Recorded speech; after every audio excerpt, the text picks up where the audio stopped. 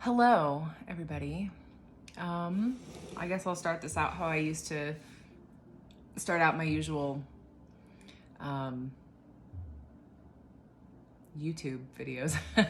My name is Rebecca, or Bex, and I had gastric sleeve surgery January 16th, 2021. I'm now a year and a half post-op. I had surgery at Blossom Bariatrics in Las Vegas. I've lost over 160 pounds since surgery. I think currently it's 162, but I've gotten all the way down to 167 lost. Who knows? That's part of what I'm going to talk about a little bit in this video. Normally you guys see me with my iconic glasses, but if I wear glasses, then you get this lovely blue light. So I just get to be blind for this video. I'm not completely blind, but like it's just very blurry, so we're just gonna roll with it. This is my update video since I suck at updating everybody. Like I said, I'm a year and a half out now. I have been basically in a stall, like gaining and losing the same like 5 to 10 pounds for the last 4 months. I haven't like actually really lost and maintained the loss of any weight since my 1 year mark, since January. I think there's a lot of reasons for that, and I'll talk about some of those in this video. It's not because I'm failing. It's not because I eat a whole bunch of crap or anything. If you are following me on my Instagram, you'll see that I still eat, all the things that I should. I still eat.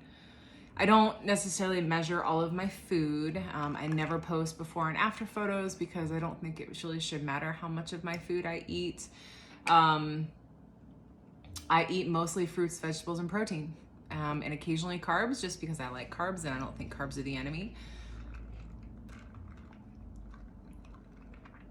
Hydration, key, guys.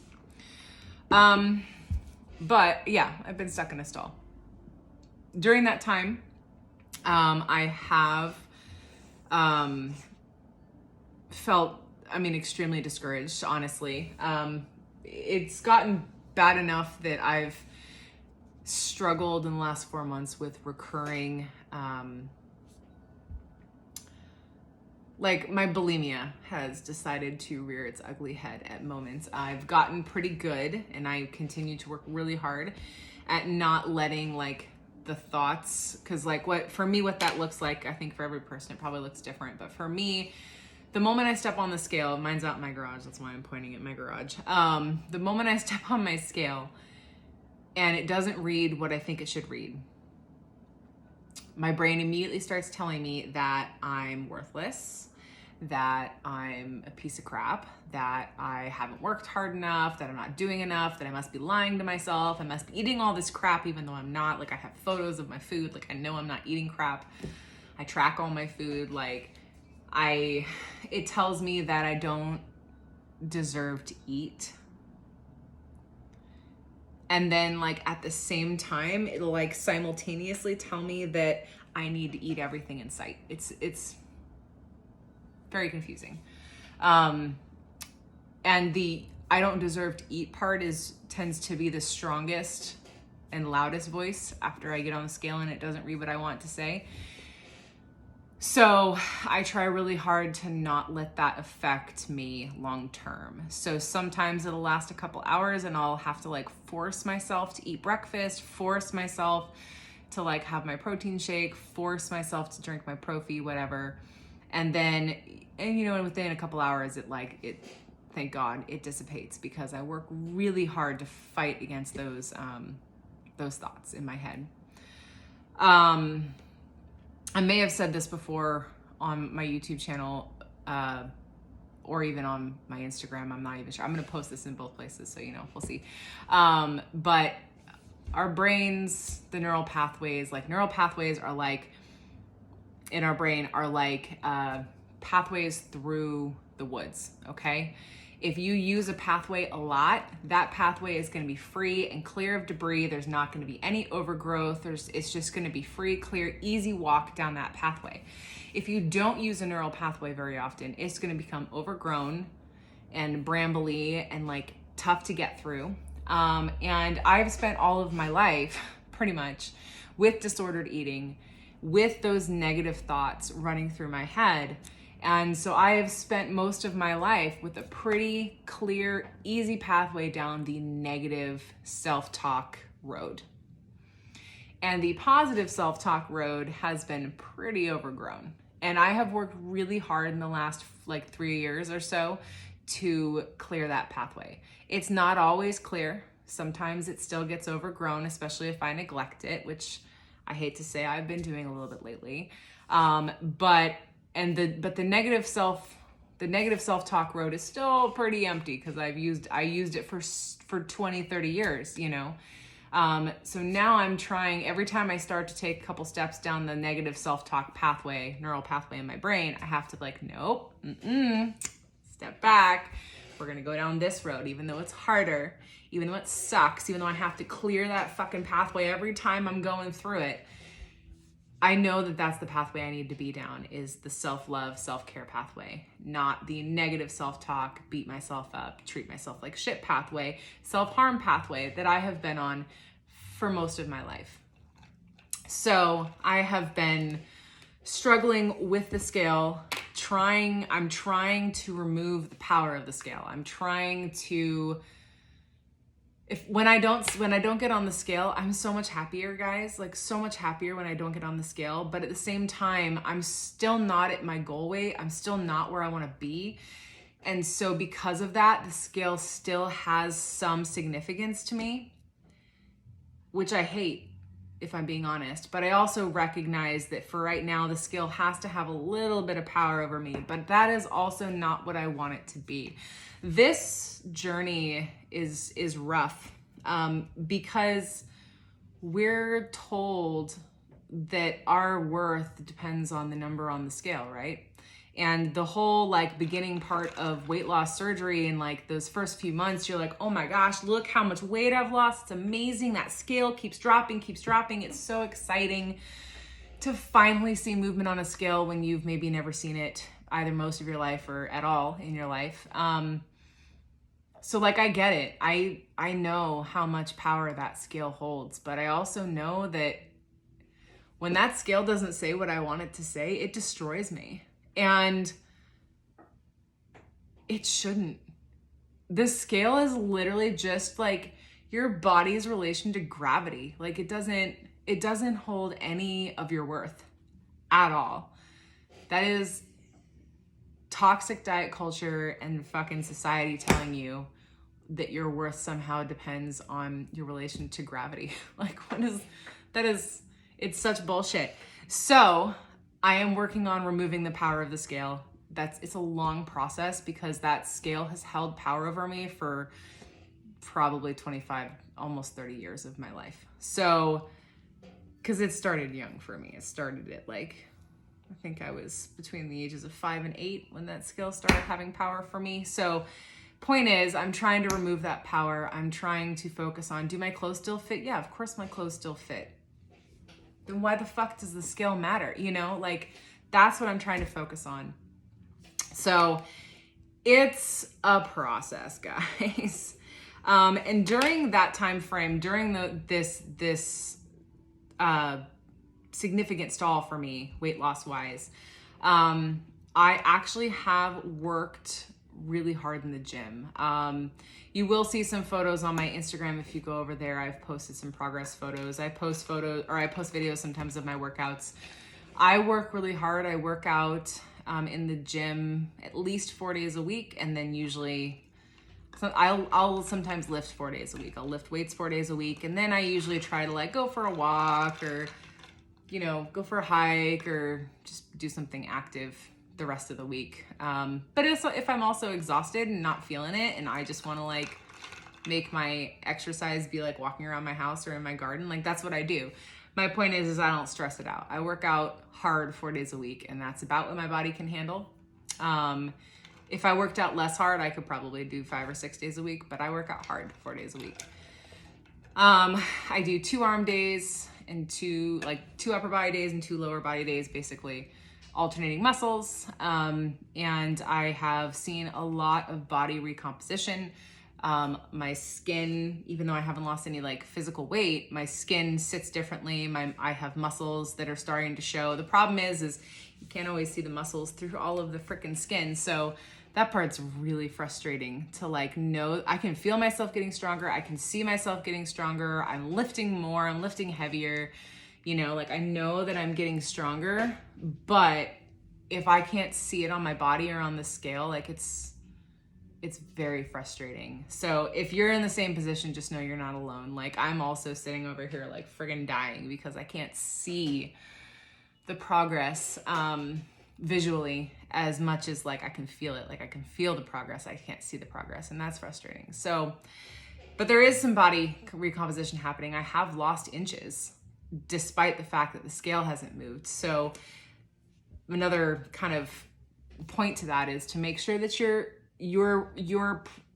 tracking your progress in multiple ways. Don't make it just be the scale, make it be the clothing sizes, make it be, you know, which we all know clothing sizes are bullshit. I can wear anything from an 18 down to a 10 depending on the friggin' brand and the way it's cut and whatever. So we're just not going to go with clothing. But point is, like measure it by inches, measure it by non-scale victories, measure it by how much farther you can move your body or how much more you can move your body or whether or not you can play longer with your kids. Like don't make it just about that scale because the scale, it lies.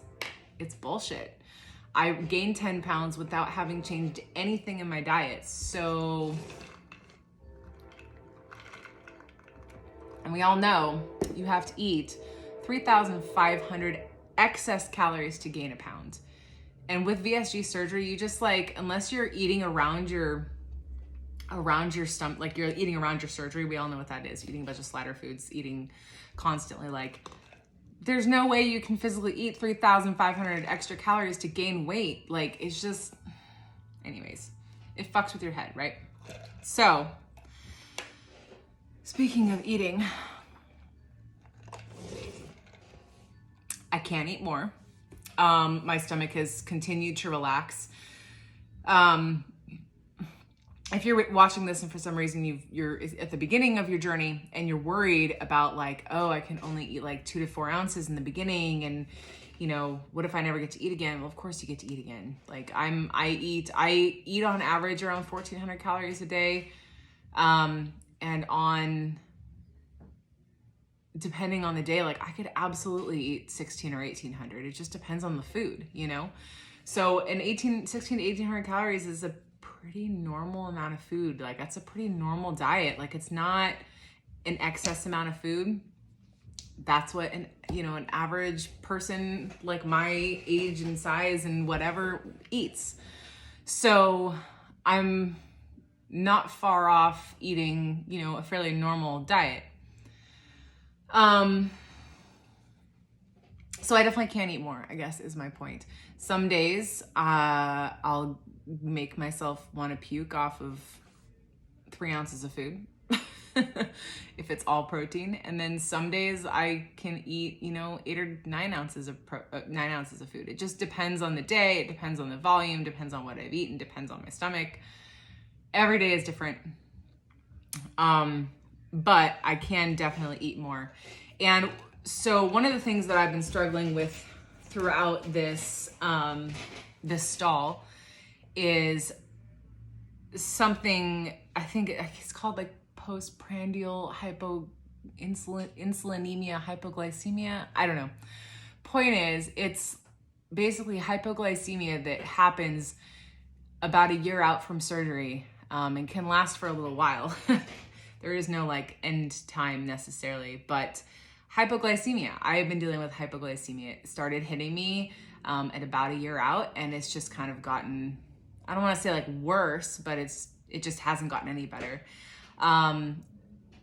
Basically what happens is, or how this works is, when I was almost 400 pounds, I was insulin resistant. I was pre-diabetic. I have PCOS, so insulin resistance is, part and parcel of that. So when I was almost 400 pounds, if I ate an apple, let's say, I ate an apple, my pancreas would release 2 insulin, because that's how much this apple needed to, this is how much insulin was needed to break down the sugars from this apple in my bloodstream, right? Well, with insulin resistance, those 2 insulin were going out, but there's a block, there's a resistance against the insulin, and those 2 aren't managing the amount of sugar because of the insulin resistance. So what does my pancreas do? It releases 3 more, and suddenly we have 5 insulin attacking this one little bit of sugar, right? Now, with me being not 400 pounds, almost 200 pounds, my body is, the unfortunate thing is my pancreas still thinks I'm 400 pounds and insulin resistant. So I eat an apple and my body still releases 5 insulin. The problem is I don't have any insulin resistance anymore. So it just takes care of that apple and my blood sugar goes poo, straight into the toilet. And I feel like garbage. It happens anywhere from a half an hour to an hour-ish after eating. And it's not all the time. It's not every food. There's no way to control it. Some days it's like my blood sugar is totally fine and I can eat low glycemic index foods, plenty of fruits and veggies, and lots of protein, always protein with every single thing I eat. And my blood sugar's like, cool, this is cool. We'll stay right here. And then some days I will eat something and it could be an apple, it could be veggies, doesn't matter. And my pancreas will just release too much insulin because it still thinks we're 400 pounds and insulin resistant. And all of a sudden I will feel like fucking garbage, guys, like fucking garbage. I will have brain fog. I will be exhausted. I'll feel nauseous, want to puke. Like all I want to do is just go lay down and go to sleep. And it's so bad. It's so bad. And the only way to bring your blood sugar up, guys, is to eat more. So then I find myself eating like an hour after eating when I'm not even hungry. Like there's no need to eat, but I have to eat to get my blood sugar to pop back up. So I always try to eat a protein and then my blood sugar is like, nah, we're not going to react to that. We're just going to stay down here in the toilet and still make you feel like shit, even though you ate something. So then you eat something more. So basically I think a part of my stall is that I got so used to trying to manage the hypoglycemia. So I would just like constantly be eating throughout the day, whether I was hungry or not. So I'm trying right now to refocus on only eating when hungry and only eating when it's like absolutely necessary to bring my blood sugar up. Like if I just cannot stop feeling like garbage. So part of the stall could be the hypoglycemia paired with the fact that I'm like suddenly eating way more often and there's just no need for me to eat. I'm not even hungry, guys. I'm not hungry that often, but I eat because I'm like, oh, it's been 3 hours or 2 hours. My blood sugar's crashing. I feel like garbage. Got to eat something. It doesn't matter that I'm not hungry. It's like just like clockwork. You got to eat every 2 hours to keep your blood sugar steady. It's stupid. I hate it. It is a fairly common complication of this surgery, guys. So if you are feeling like this, you are not alone. That is what it is. Apparently it just takes time. There is really no medication to handle this. There is really no way to fix it. It just takes time for your body and your pancreas to adjust and realize that you did just lose this massive amount of weight and you're not insulin resistant or diabetic anymore. It just takes time. It sucks balls. But it takes time. So because that was happening, I was also having some weird hormone issues. Back in October, I had a weird, huge influx of testosterone, and then that just disappeared. And now I think I'm having a big influx of estrogen, which sucks. So I'm having like fingernails are breaking and peeling. I still have like all of this. This isn't new hair growth, guys. This is just broken hair. I have no actual new hair growth. Like I have no new hair growth. This is just broken hair. So I still have 1.5 years, no new hair growth. And I have the hypoglycemia. I have acne all the time. I've got acne up in here on my nose. This is all really dry for some reason too. It wasn't dry before and it just suddenly became dry. I have acne all over here. I've got scarring, acne, like I have a little bit of acne here, but this is like where, this is hormonal acne. This is where it gets you. It gets you along the hairline and it gets you right here, which is great. So the acne's been bad. The dry skin has been bad. I've missed periods. Not pregnant, don't worry, I like quadruple checked. But missed periods, like no new hair growth, fingernails, like they're like, this is me working really hard to keep them nice. Like they just crack and break and split and fall apart, and it's so much fun. And I can't wear fake nails because it just ruins them further. I tried that, it was a bad choice. So basically, because of all this stuff, I went to the endocrinologist last week. It took me like a month to get in, which sucked. And unfortunately, despite her explaining to me the hypoglycemia and exactly how it works and what my body was doing, there's no resolution. The answer was basically like, go see your nutritionist. Maybe they can help you lose the last 30 pounds that you need to lose. So it was unfortunately a bit of a bust. I kind of walked out of that appointment feeling pretty frustrated, pretty upset, because I felt like, okay, I've been dealing with like hormone issues and weight regain and like hypoglycemia for the last 4 months. And the answer is, sorry, nothing we can do about it. So I'm a little bit shit out of luck and going to be meeting with my nutritionist from Blossom here in the next few weeks to see if I can come up with a game plan to lose this last 30 pounds because I am sick of the scale not moving. I've done everything I'm supposed to. I've changed things up. I'm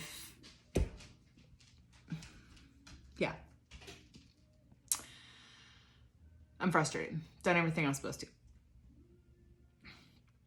Sorry, I have like burps happening right now. Anyways, so that's the majority of it. I think the last little piece I just wanted to throw out there is that I did, we are doing bariatric meetups. If you're in the Pacific Northwest, we just had one last weekend. It was a lot of fun. We're going to be doing another one this fall. So there is kind of some fun things in the works. I'm trying to be present and be really a part of the bariatric community because this is a lifelong thing. You don't just like get bariatric surgery and then like never think about it again. Like this is lifelong commitment, you know? So I also have a lifelong commitment. That's why I'm a personal trainer for bariatric patients. Like that's why I've gone down this road. So I've also with, Bariatric Warrior Steph, she and I are doing meetups, planning meetups for the Pacific Northwest region, as well as myself, Bariatric Warrior, Spooky, Barbie VSG, and Queen Sparkle Sleeve, I think is her name. All four of us are going all four of us are going to be starting a podcast. That podcast is called Road to Discovery, Ending the Stigma of Weight Loss Surgery. And we are so excited. I know there's like podcasts coming out the woodworks, but we're really excited to talk about weight loss surgery and to, destroy the stigma. And really, we want to talk about all the good and the bad. We want to talk, hey, since my YouTube video is called The Good, the Bad, and the Anxious, we want to talk about all of the things. I want to talk about complications. You know, like the complications that I've had post-op are not the complications that you hear about. And the complications that Steph has had post-op are not the complications that you hear about. So I think it's important that we talk about everything involved in bariatric surgery and not just like the fluffy shit. So there's some good stuff happening on the horizon. And then I'm going to do a video here again in the next few minutes about my skin removal consultation, how that went, and what that is looking like for me. So keep an eye out for that. I'll be posting that one soon as well. So yeah, there's some good stuff happening along with like the frustrating stuff. So I don't want you to think that it's all frustrating. I just feel like this journey is not linear, you know, and there's ups and downs, and I just happen to be in like, I think, a rough part of the journey. So, but like my mental health is good, if that helps. Like I feel good. I love being active. Like family life is good. Everything else is good. It's just like, there's some like mental struggles with the scale, and not seeing progress. So, you know, the good and the bad. My anxiety is a lot less, so less anxious, but you know, still there. All right, so this is an obscenely long video. I think it's probably the longest one I've ever done. So thank you all for bearing with me, and have a good day.